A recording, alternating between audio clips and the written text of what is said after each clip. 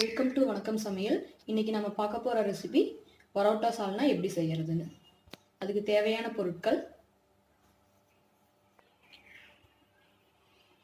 பரோட்டா சால்னா செய்ய தேவையான பொருட்கள்: கொத்தமல்லி 2 ஸ்பூனு, சீரகம் 1 ஸ்பூனு, வரமிளகாய் 4, சோம்பு 1 ஸ்பூனு, மிளகு 1 ஸ்பூனு, பட்டை 2 பிஞ்சு, கிராம்பு 3, ஏலக்காய் 3, அன்னாச்சிப்பூ 1.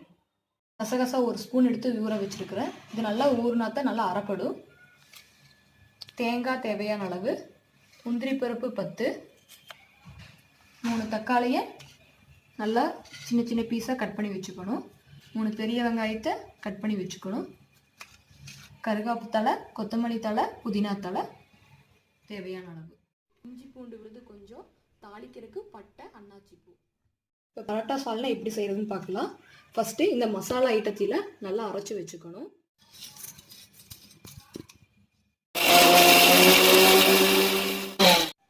இந்த மசாலாவை நல்லா பேஸ்ட் பண்ணிட்டோம்.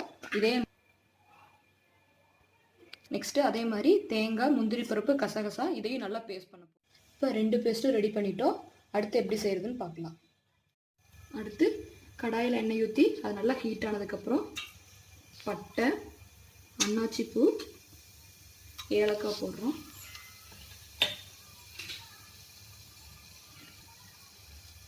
நெக்ஸ்ட்டு பெரிய வெங்காயம் போட்டு கொஞ்சம் வதக்கிக்கலாம். இதில் கொத்தமல்லி, புதினா, கருவேப்பிலை போடுறோம். நல்லா வதக்கிக்கணும்.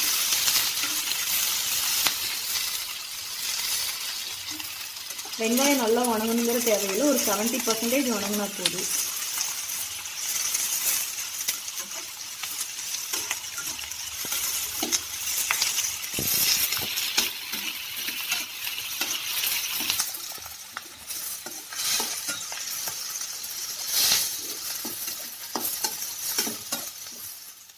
வெங்காயம் ஓரளவுக்கு வணங்கிருச்சு. இந்த ஸ்டேஜில் தக்காளி ஆட் பண்ணிக்கிறோம்.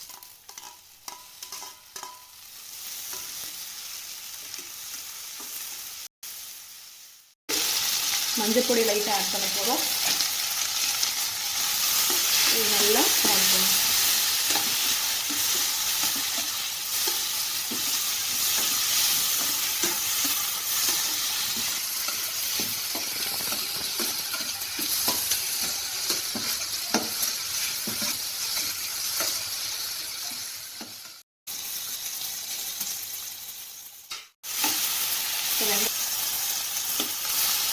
வெங்காயம் தக்காளி நல்லா வணங்கிட்டு இருக்கு.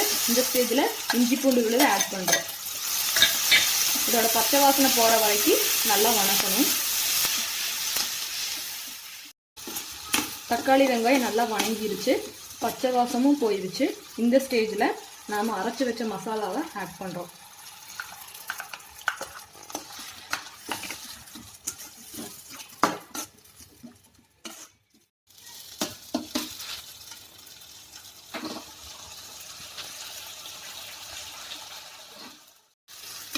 சால்னா நல்லா தண்ணியாக இருந்தால் தான் நல்லாயிருக்கும். ஸோ நம்ம தேவையான அளவு தண்ணி ஆட் பண்ணுறோம்.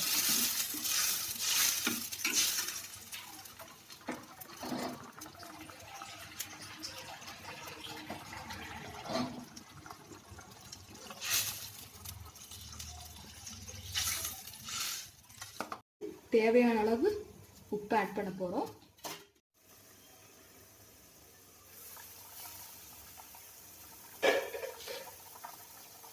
இப்போ குழம்பு நல்லா கொதிச்சிருச்சு.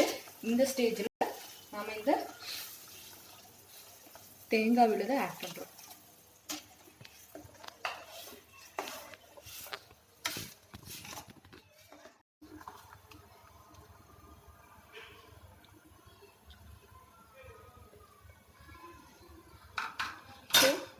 ஒரு 2 நிமிஷம் சிம்மில் வச்சு இதை லைட்டாக கொதிக்க விடணும்.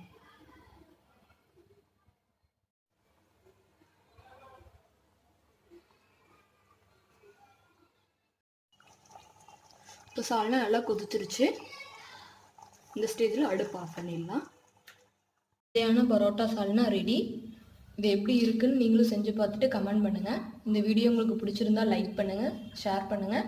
மறக்காமல் எங்கள் சேனலை சப்ஸ்கிரைப் பண்ணுங்கள்.